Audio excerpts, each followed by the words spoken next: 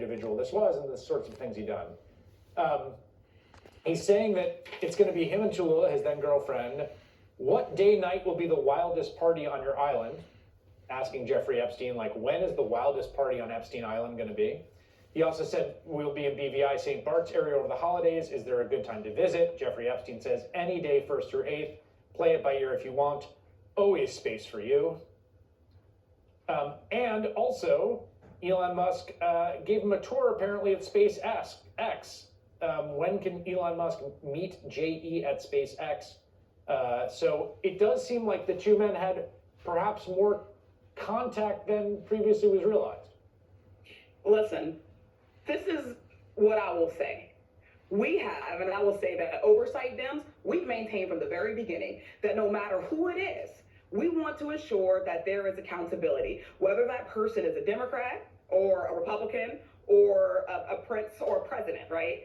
My issue is that when, you know, Elon Musk or President Trump shows up in these files, you know, there's a deafening silence. But when it's, you know, other folks, you know, there is this rush to say, listen, we're telling you it's a Democratic thing. This is what makes me think that they are not being honest, that they're not just being serious about real accountability and about true transparency. There should be more of a push to make sure that we're bringing them in. The Republicans, when we got that subpoena back in July, they were intent on making sure that we also subpoenaed other people. They did not subpoena, they have not yet subpoenaed Elon Musk, they have not subpoenaed the president himself, and these are all people who we now know are in the files. I would like them to keep that same energy so that we can actually get to the bottom of this.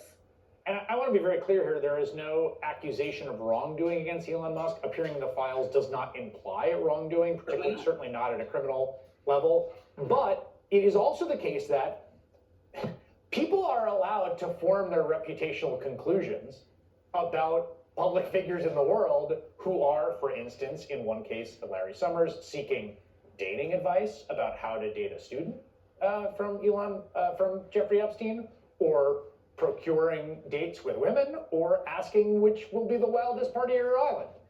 Everyone's allowed to have reputational conclusions around that. And do in every instance, right? We call it guilt by association. Now, I'm not somebody who is actually proposing guilt by association. Right? No, it is right. Proposing that we release every single document that exists with the DOJ right now, that we carry on with our investigation through the Oversight Committee. We have work to do still, right? We have subpoenas that are still out for Deutsche Bank, for JP Morgan, right? We have a subpoena for Ghislaine Maxwell, because we actually are trying to do an honest fact-finding mission. And you know, the survivors, they've told us to follow the money. Many names will pop up. I'll tell you what, though, when we have seen everything that there is to see, when we can assure that there are no more secrets, we'll be able to draw better conclusions. Yes. So until those files are released, until they stop this drip, yeah, many people are going to be guilty, or at least they're gonna suffer through the insinuation and through guilt by association. This is now, you know, they're doing this to themselves at this point.